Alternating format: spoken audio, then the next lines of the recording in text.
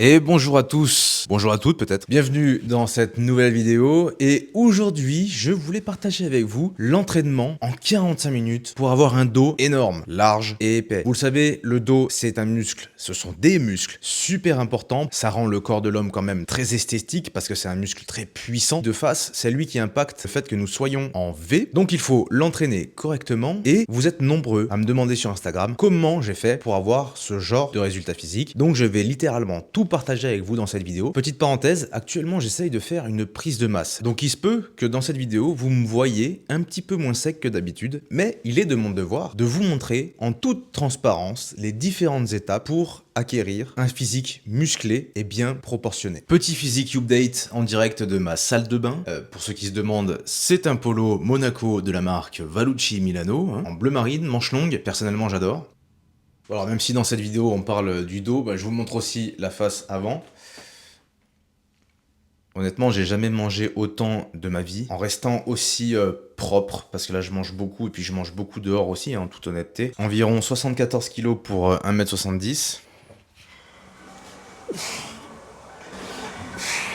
Premier exercice de la séance, ça va être celui-ci. C'est mon exercice préféré, tout simplement parce qu'il va pouvoir vous permettre de stimuler à la fois l'arrière d'épaule, les trapèzes médians. Pour moi, c'est un exercice super complet et qui va en plus se focaliser sur la partie haute de votre dos.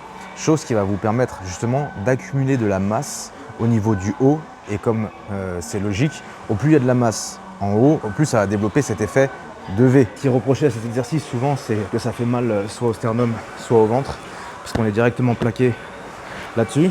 Personnellement, je vous conseillerais toujours de bien contracter les abdos en fait. Si vous êtes déjà bien contracté, bien gainé, normalement, même si on vous donne un coup dans les abdos, vous sentez rien. Et bien ici, c'est le même principe. La stratégie est assez simple. On augmente le poids, 3 minutes de repos, 3 minutes 30 de repos, jusqu'à atteindre la charge maximale qui me permet de faire seulement 5 répétitions proprement. Et on va faire ce qu'on appelle de la potentiation. On va réduire ensuite la charge pour faire un effort allant de 5 répétitions à 7 répétitions pendant seulement 2 séries pour accumuler du volume, de la technique. Cet exercice-là est indispensable si vous avez un dos que vous considérez comme étant trop plat, un manque de relief, un manque d'épaisseur. En deuxième exercice, on va faire des tractions en prise supination. J'estime avoir des biceps en point faible. Ils sont beaucoup moins gros que mes triceps, mais ils sont aussi moins gros que mon brachial antérieur. Et je trouve que de face, ça fait un peu tâche. Alors un petit peu moins là parce qu'ils sont congestionnés, mais voilà, le but c'est de créer un équilibre quand même physique. Pour les tractions, je fais 2 séries de warm-up pour bien adapter mes poignets à la rotation externe parce que je suis très raide dans ce sens-là. Donc c'est-à-dire il y aura 2 séries à vide que je ne pousse pas à l'échec, je fais seulement entre 5 et 10 répétitions. Et ensuite, je vais passer sur une charge de travail, 20 kg de lest, puis ensuite il y aura 30 kg fois 2 séries fois 5 à 7 répétitions comme d'habitude avec seulement 3 minutes de temps de repos. Cette traction supination, c'est un mouvement strictement inverse à celui du développé couché.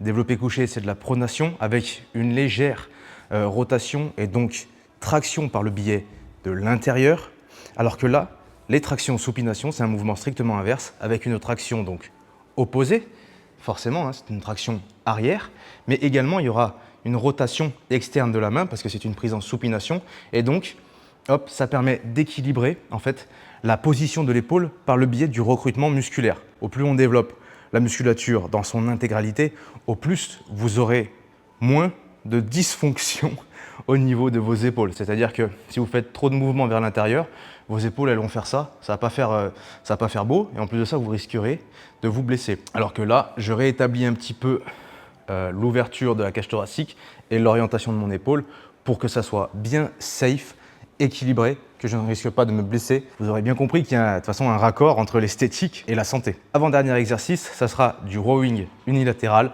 par souci d'équilibre, de symétrie, dans la mesure où j'ai tendance à forcer plus d'un côté que de l'autre. Le fait de faire du rowing unilatéral me permet d'équilibrer vraiment mon corps et ma proprioception de sorte à ce que je force de la même manière de chaque côté. Pas de technique particulière, juste 3 séries, arriver à une charge de travail constante, c'est-à-dire 40 kg par bras environ. Le but là, c'est de faire de la rep quasiment au ralenti pour bien ressentir en fait son corps, la proprioception. Et vu qu'il y a un gainage qui se fait au niveau des jambes et des abdos, j'essaye vraiment de me sentir solide sur ces appuis-là. Parce que c'est ce qui va me permettre ensuite d'être plus à l'aise sur du soulevé de terre, du squat ou même sur les mouvements de tirage, comme ici bien sûr. Ça c'est un mouvement qui préalablement, vu qu'il y a moins d'intensité, on a l'impression qu'il est moins utile, mais en fait il va vous aider à performer sur les autres exercices. Et plus vous serez fort sur les autres exercices, plus vous allez pouvoir développer de la masse musculaire. Vous remarquerez que la prise est en pronation, elle n'est pas neutre, elle n'est pas en supination, elle est en pronation. Toujours focus l'arrière d'épaule. Ça sera quelque chose qui est toujours en retard, donc je fais toujours en sorte que ça soit par défaut ou pas, il soit recruté. Ouf, là, je commence à être au bout de ma vie là. Et pour finir, on fait des élévations latérales, buste penché, comme ça il n'y a pas de mouvement de torse qui aiderait potentiellement le mouvement de bras. Seulement 3 séries de 10 à 15 répétitions avec une charge relativement légère et un mouvement qui reste propre.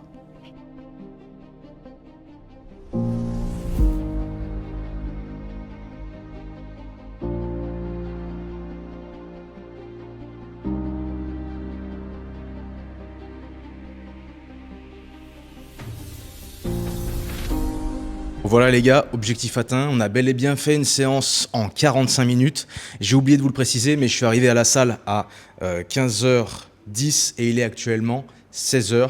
Donc ça fait environ 50 minutes, mais bon, le temps que je mette tout en place, etc. C'était assez dur de concilier les deux. Mais voilà, j'ai voulu vous proposer ma séance en 45 minutes parce que je sais que ça va aider pas mal d'entre vous, parce qu'on n'est pas tous à faire que du sport dans notre vie, et beaucoup ont un travail, et donc c'est très important de pouvoir faire ce qui est efficace le plus rapidement pour avoir les meilleurs résultats possibles, histoire qu'on vienne pas à la salle pour perdre notre temps non plus. N'hésitez pas à me poser toutes les questions que vous avez en commentaire, mettre un petit like à cette vidéo, prenez soin de vous, et je vous dis à bientôt.